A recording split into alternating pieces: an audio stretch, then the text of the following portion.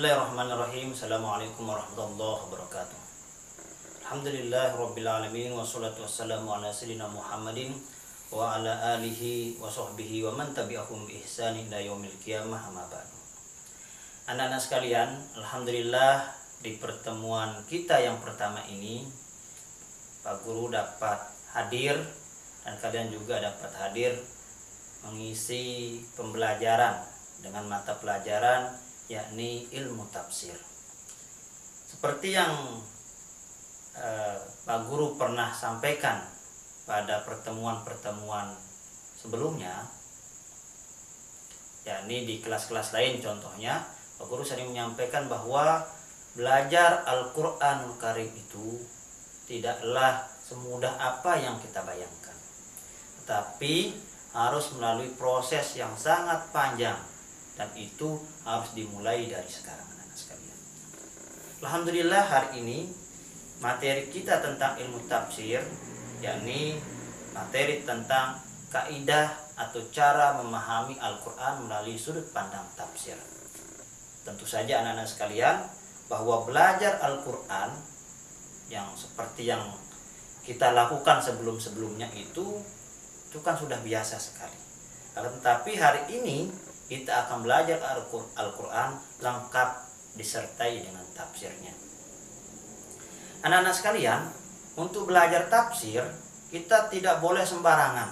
Jadi memahami Al-Quran itu tidak boleh sembarangan, tapi harus menggunakan kaidah-kaidah ilmu yang benar.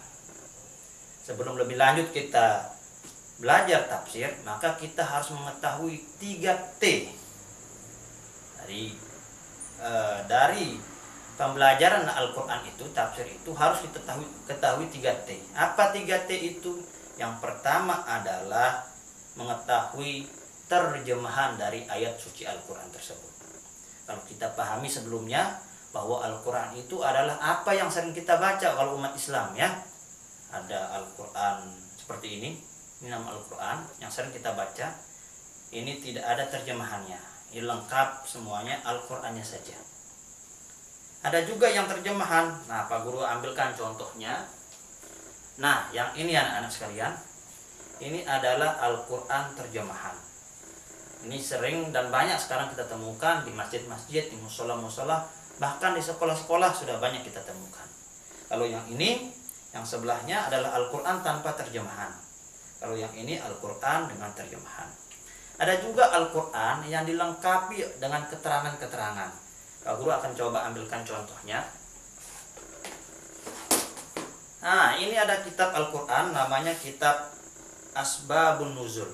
Ini memberikan keterangan pada ayat-ayat tertentu yang kemudian diturunkan oleh Allah dengan tujuan tertentu. Ini namanya kitab Asbabun Nuzul. Nah, anak-anak sekalian, untuk mengetahui tadi, Pak Guru bilang bahwa ada 3T yang harus kita ketahui. Yang pertama adalah terjemahan. Jadi terjemahan Al-Quran itu wajib kita ketahui ketika kita ingin mempelajari tentang tafsir. Di terjemah Al-Quran itu yang seperti yang kita baca-baca. Bismillahirrahmanirrahim misalnya, yang artinya atau yang terjemahannya dengan menyebut nama Allah yang Maha Pengasih lagi Maha Penyayang. Nah, itu namanya adalah terjemahan. Paham anak-anak sekalian? Mudah-mudahan tidak membosankan. Yang kedua, T yang kedua adalah takwil. Apa itu takwil? Takwil ini adalah menjelaskan sesuatu yang samar-samar. Atau contoh real yang paling mudah kita temukan adalah ada ayat-ayat Al-Quran yang susah dijelaskan. Kalau kita jelaskan itu bisa berpengaruh kepada maknanya yang kemudian tidak seimbang. Contohnya adalah yadullah fawqa aydihim. Tangan Allah berada di atas tangan kalian. Kalau kita terjemahkan kayak tadi yang pertama, T yang pertama, maka itu bisa mempengaruhi orang. Masa Allah punya tangan? Nah, oleh karena itu terjemah tidak mampu untuk kemudian memberikan penjelasan terhadap tadi tangan Allah itu. Maka ada ilmu yang kedua, yaitu takwil. Takwil inilah yang mampu kemudian menjelaskan pengertian tangan Allah. Jadi ta'wil itu nanti ketika kita berbicara tentang tangan Allah, maka ditakwil dia dengan kekuasaan Allah Subhanahu wa taala. T yang ketiga, nah ini yang terakhir anak-anak sekalian. T yang ketiga adalah tafsir. Nah, ini poinnya. T yang ketiga adalah tafsir.